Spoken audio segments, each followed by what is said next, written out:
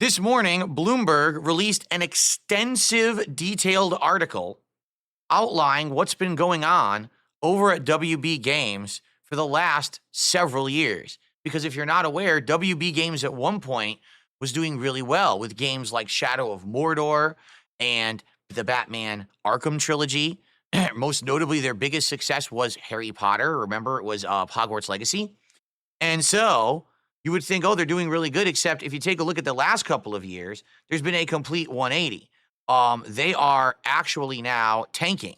Take a look at the flops of Suicide Squad, Gotham Knights, and recently Quidditch Champions, which was the Harry Potter spinoff game that flopped horribly. All right. So you might wonder what is going on over at WB Games, because they were like on a really big winning streak. But all of a sudden, it seems like they lost their way, and then there's been problem after problem after problem. Well, let's actually take a look. Last year, Warner Brothers Discovery took a $300 million loss on gaming, and the future is rife with additional challenges.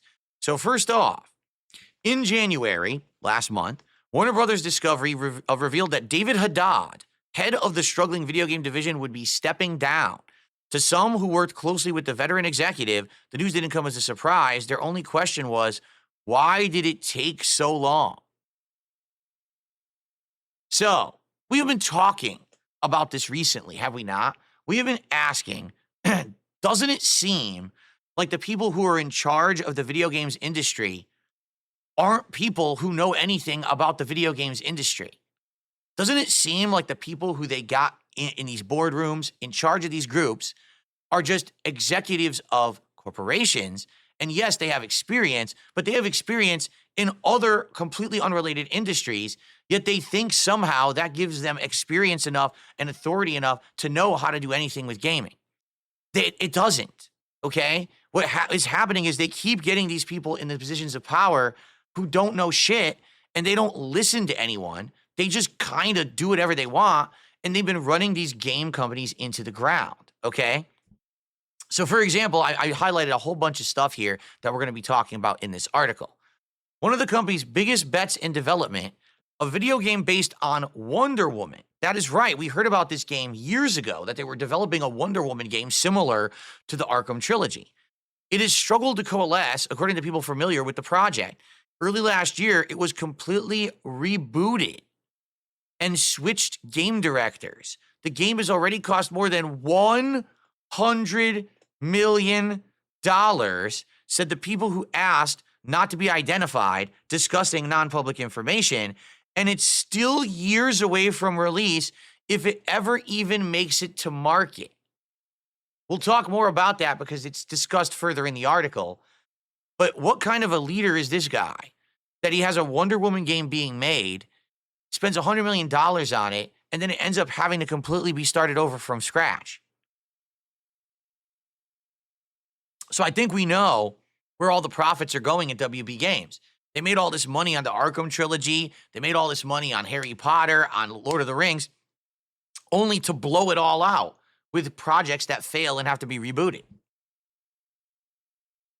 According to interviews with 24 current and former Warner Brothers employees, a lack of a strong and cohesive vision during Haddad's reign, a tumultuous period in which Warner Brothers struggled through multiple reorganizations, led to years of ineffectual trend chasing and wasted development time. Along the way, once revered studios under the Warner Brothers umbrella have taken reputational hits, lost key staff members, and burned through hundreds of millions of dollars. So what are we talking about? Exactly what we've been discussing here on this show recently. Trend chasing. Ooh, that live service game over there is making a ton of money. We need to do that. Instead of, what can we do that's innovative, that's artistic, that will delight gamers to want to play our games? Instead, it's how can we copy that formula of success that someone else came up with? Ladies and gentlemen, that never works, especially in the games industry, and here's why. By the time you have identified a trend that's working, and by the time that you then try to emulate and develop a game similar to that, the trend's over, okay? Take a look at the games that likely they've been trying to copy. Grand Theft Auto Online, Fortnite, and other team-based shooters like, say, some of the Tom Clancy games or even like Apex Legends, that kind of stuff. They think, oh, these live service games are the way of the future. We got to make it that everything is games as a service and ongoing for 10 years with microtransactions along the way. But the problem is, it takes you too long to try to make a game like that. By the time that games like Gotham Knights or Suicide Squad were already coming out, the industry had already turned on its head and flopped. You had games like Avengers that failed, games such as Anthem that failed. So now the trend's over. It took 5+ years. It took too long. And this is what a leader like Haddad doesn't understand. He thought that he could trend chase and have his whole company follow suit of what everyone else was doing. And instead, he made an entire game studio like Rocksteady course correct and change what they were good at. Instead of making awesome single-player narrative-based games like the Batman Arkham trilogy, they made a watered-down, generic, cookie-cutter, copycat game like Suicide Squad that absolutely nobody wanted. And now their studio has taken a huge reputational hit because people think, oh, they lost their way. They don't know what they're doing. In reality, do you really think they wanted to make that game? Can we be honest? No, it was this jackass Haddad who was making them do things they didn't want to do. Much like when EA told BioWare, stop making narrative-based games and make Anthem. So there you have it. Boardroom bozos, idiots in suits with Harvard education are going to these fucking game companies, being put in positions of power and literally running them into the ground because they don't know what the fuck they're doing. They're just morons. Even though they were born with the silver spoon in their fucking mouth, they don't know shit because the games industry doesn't care if you're a prince or a pauper. All the games industry cares about is if you make good games. Let's continue. Haddad, a Harvard Business School graduate who spent the early part of his career at toy and entertainment companies, joined Warner Brothers Games in 2013 and became head of the division 2 years later. Colleagues describe him as a polished executive who does not appear to spend much time playing video games himself, something that subordinates occasionally found challenging as they tried to talk him through nuances of product decisions. Imagine you're a game developer and you're trying to tell a guy in a suit about how video games work, and the guy has never fucking played a video game.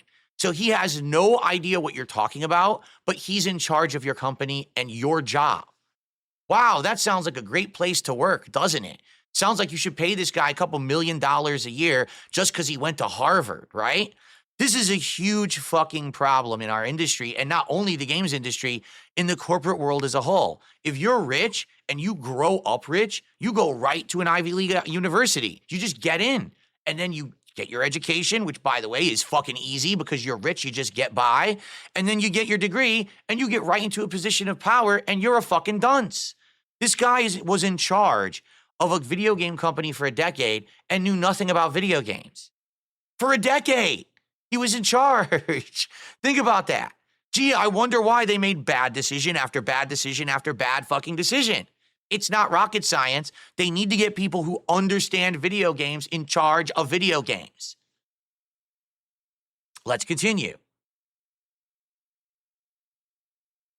So, in regards to the Wonder Woman video game, you may be wondering what's going on with Wonder Woman.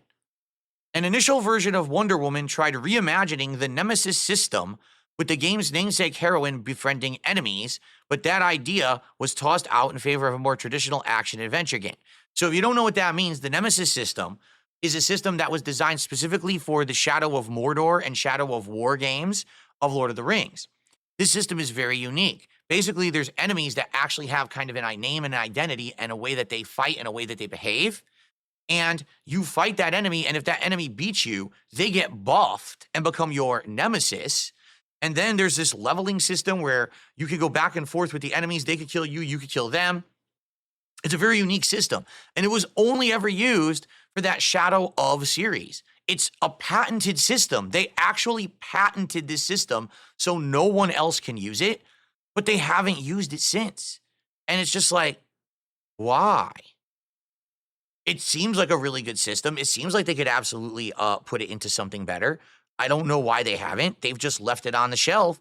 And let it collect dust. I think that a Wonder Woman game where you have enemies that are like supercharged and they can get tougher if they defeat you, and then you got to come back and defeat them when they're leveled up, could work really well. I don't know why they thought that wouldn't work, but they scrapped the idea.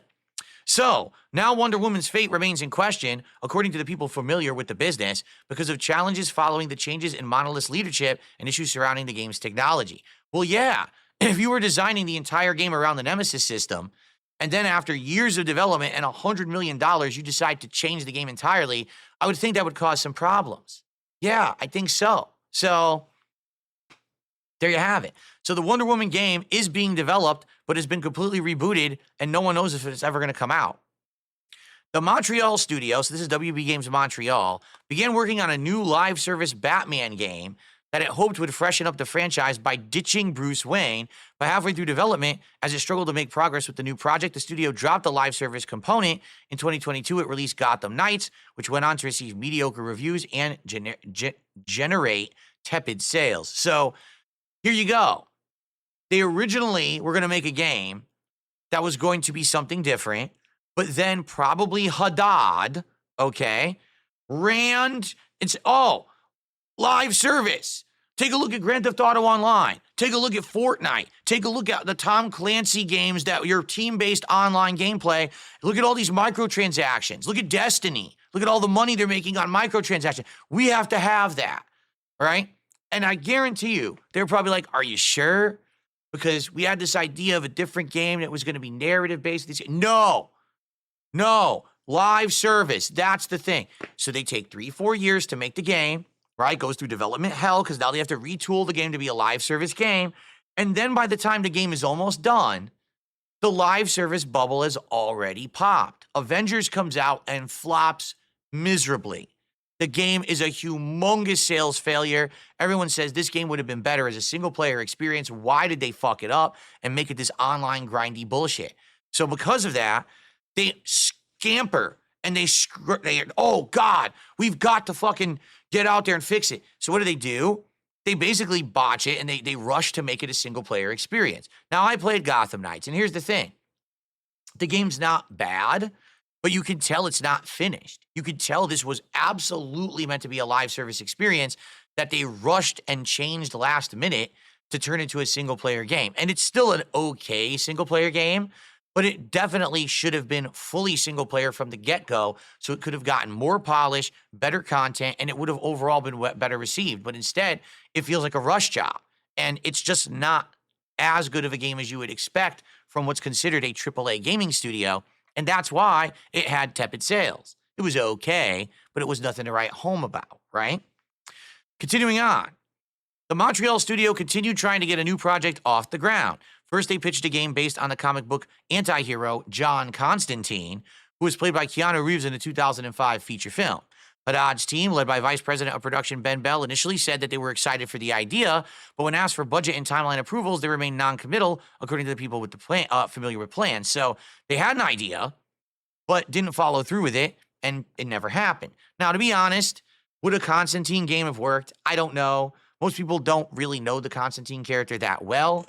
He's never been like a ginormous, best-selling fan favorite, so it might have worked, it might not have. You know, it would have been a Supernatural-style game.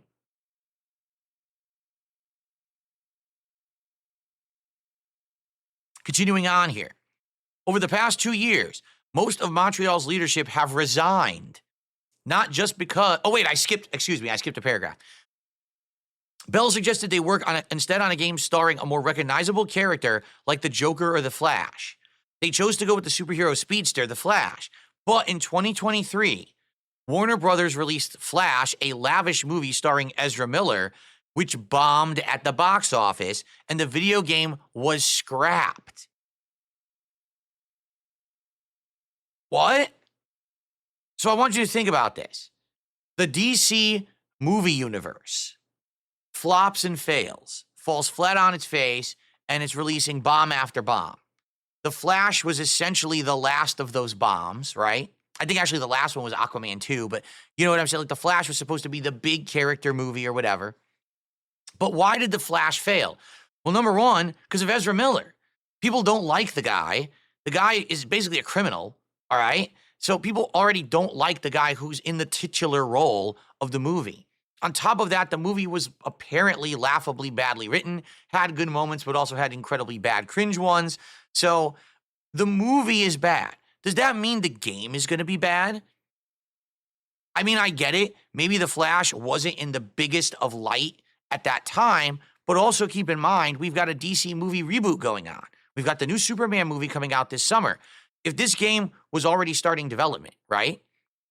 You know that video games don't come out in a year. It probably would have taken 3-4 years. Maybe this game would have come out around 2027. In 2 years, people very well may like DC again. So why are you worried about the failure of a movie that's coming out right at the beginning of the development of a game? It doesn't even make sense. It does. Again, it's another knee-jerk, dumb-ass fucking reaction from management who don't know the games industry. The games industry is not necessarily representative of everything else going on with that IP. Just because the Flash movie failed doesn't mean a Flash game will fail as long as the game is good. But I think we're missing a key point here, right? Why aren't they focusing on making good games? They're focusing on do the live service model because that's making money for people. Oh, get a game that's based off of something that's popular in movies. How about this? How about you make a good video game first and then you worry about everything else? Do you notice that's the one key factor missing from this WB game story? No one in charge is saying, let's make a good video game. Don't you think that's kind of important?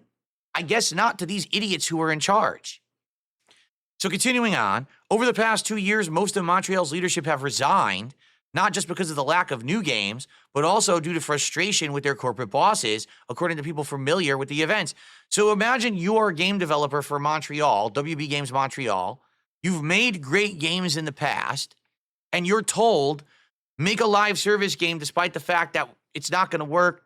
Just do what you're told, right? Oh, make a Flash game. No, cancel the Flash game. Why would you want to work with them? I agree. What a shitty place to work. What an awful environment. Their motivation must be zero, right? Oh, I want to go to work today just to put a bunch of work into something that's going to be told to be canceled or it's going to flop because the management don't understand video games and they don't listen to us when we tell them stuff.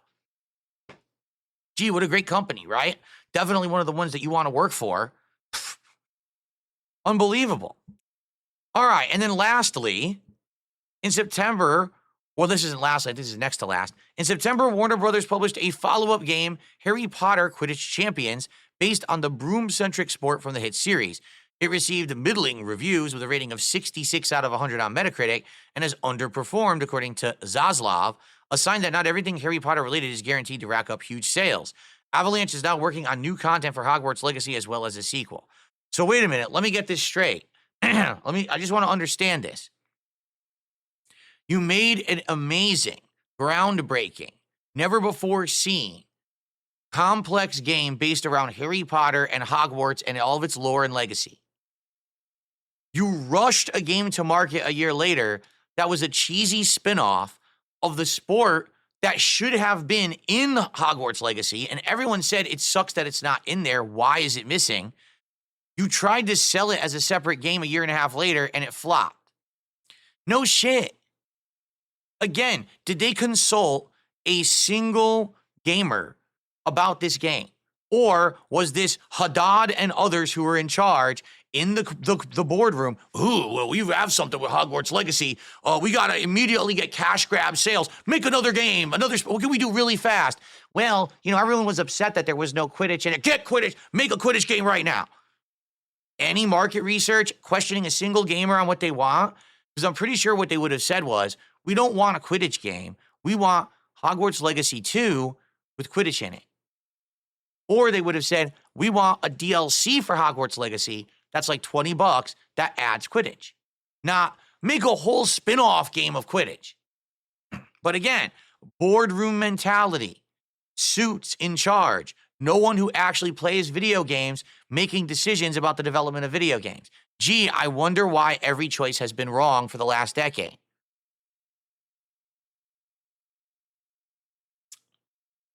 Okay, now I believe lastly, Rocksteady, who just had an insanely bad tank of a game in Suicide Squad in the last year, is now looking to return to Batman for a single-player game, but according to people familiar with the timeline, the new project is years away from landing. Of course, because they're starting from scratch. They were told you were done with Arkham. You're completely done with the Arkham trilogy. Now, go ahead and make a live service game. But no one wants live service game. Just do it. Fine. So they make Suicide Squad and fucking tanks. Well, back to the drawing board. Just do what works. Go back to Batman. No shit. That's what you should have done to begin with. Or instead of Batman, pick Superman. Or pick someone else, another character that people want to see an awesome single narrative-based game, right? So, this is absolutely ridiculous. This is the textbook case of a company that was run off the rails, that was doing well. The Arkham trilogy was amazing. Hogwarts Legacy is an outstanding game. The Shadow of series of Lord of the Rings games is good. It did lose its way because with Shadow of Mordor, they did have that horrible ending where you had to do microtransactions to accelerate the end or else grind for like 20 hours. But in general, WB Games was doing very well. But then this jackass Haddad, the Harvard Business School graduate, right? Mr. Silver Spoon in the mouth, rich bitch, made bad decision after bad decision after bad decision and listened to absolutely no feedback telling him his decisions were unhinged and wrong. He single-handedly tanked the company. Now he's left a flaming, smoldering pile of shit in his wake. So can the games industry please do everyone a favor, all right? Can we please get these fuckwads out of positions of power immediately? If you are a shareholder in any games company whatsoever, Sony, Microsoft, EA, Ubisoft, right? WB Games, all these big companies, Capcom, if you're a shareholder, you need to get these fucking Ivy League idiots out of power. They don't know anything. They were born rich with everything handed to them. They never had any adversity or strife, and they don't play video games. All they do is coast through fucking life acting like they know something. They don't deserve all of this power, and every time that they get into these positions, they ruin companies.